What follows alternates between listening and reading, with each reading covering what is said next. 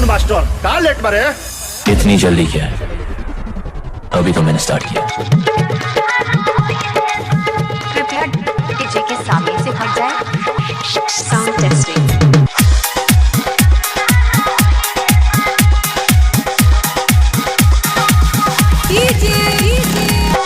नीतीश बाबू hi tech,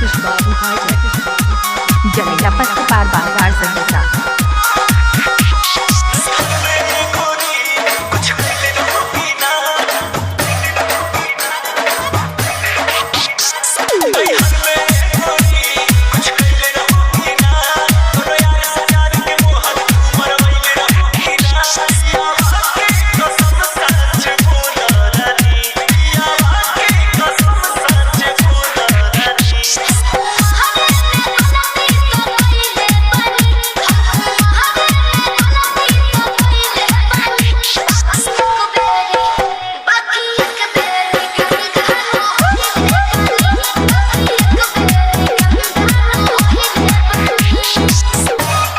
DJ Nitish बाबू hi tech,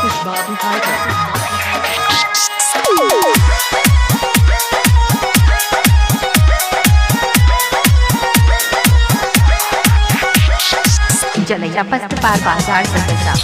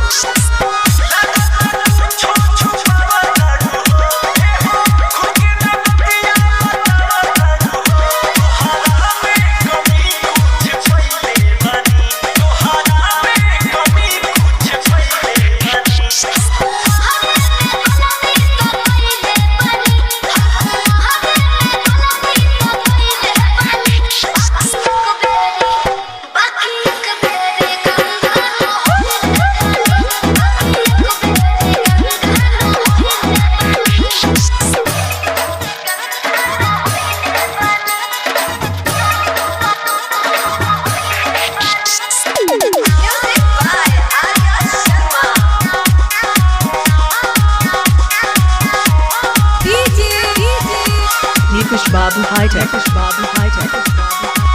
जलेगा पस्त पार बाजार संदेशा।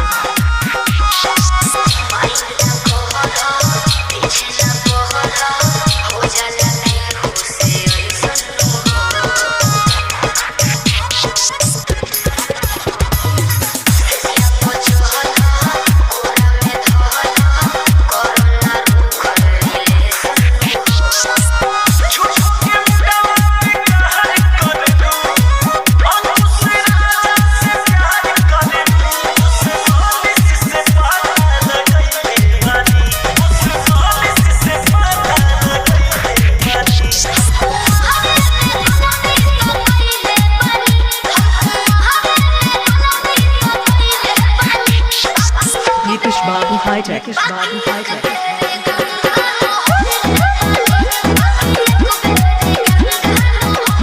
जलेगा पस्त पार बाजार संदेशा।